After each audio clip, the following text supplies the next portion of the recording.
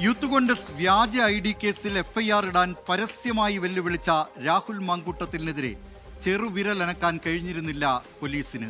Secretariat മാർച്ചുമായി ബന്ധപ്പെട്ട കേസിൽ വീട് വളഞ്ഞ് അറസ്റ്റ് ചെയ്തതാകട്ടെ രാഹുലിന്റെ രാഷ്ട്രീയ വളർച്ചയ്ക്ക് ഉത്തേജകമായി.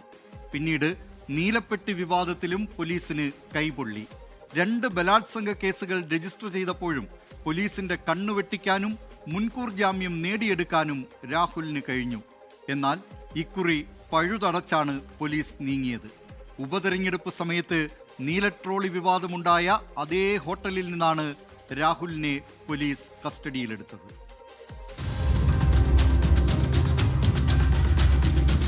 അതീവ ഗൗരവമേറിയ മൂന്നാമത്തെ ലൈംഗിക പീഡന പരാതിയിൽ ദിവസങ്ങൾക്ക് മുൻപേ രാഹുലിനായി പോലീസ് കരുനീക്കം തുടങ്ങി. രാഹുൽ മാങ്കൂട്ടത്തിലിനെ കസ്റ്റഡിയിലെടുക്കാനുള്ള ഒരുക്കങ്ങളിലായിരുന്നു ഇന്നലെ വൈകിട്ട് പോലീസ്.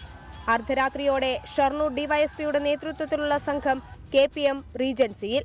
ഹോട്ടലിലെ റിസപ്ഷനിലുള്ളവരുടെ ഫോണുകൾ അന്വേഷണ സംഘം പിടികൂടി. രാഹുലിന്റെ ഡ്രൈവറും സഹായിയും പുറത്തുപോയി എന്ന് ഉറപ്പിച്ചതിനു ശേഷമായിരുന്നു നടപടി. ശേഷം 12:15 രാഹുൽ താമസിച്ചിരുന്ന 2002 മുറിയിലെത്തി. വാതിലിൽ തട്ടിയെങ്കിലും രാഹുൽ വാതിൽ തുറന്നില്ല. കസ്റ്റഡി രേഖപ്പെടുത്താൻ എത്തിയതാണെന്ന് പോലീസ് പറഞ്ഞതോടെ 12:30 വാതിൽ തുറന്നു. 2 വാഹനങ്ങളിലായി എത്തിയ 8 പേരടങ്ങിയ പോലീസ് സംഘം രാഹുലിനെ കസ്റ്റഡിയിലെടുത്തു.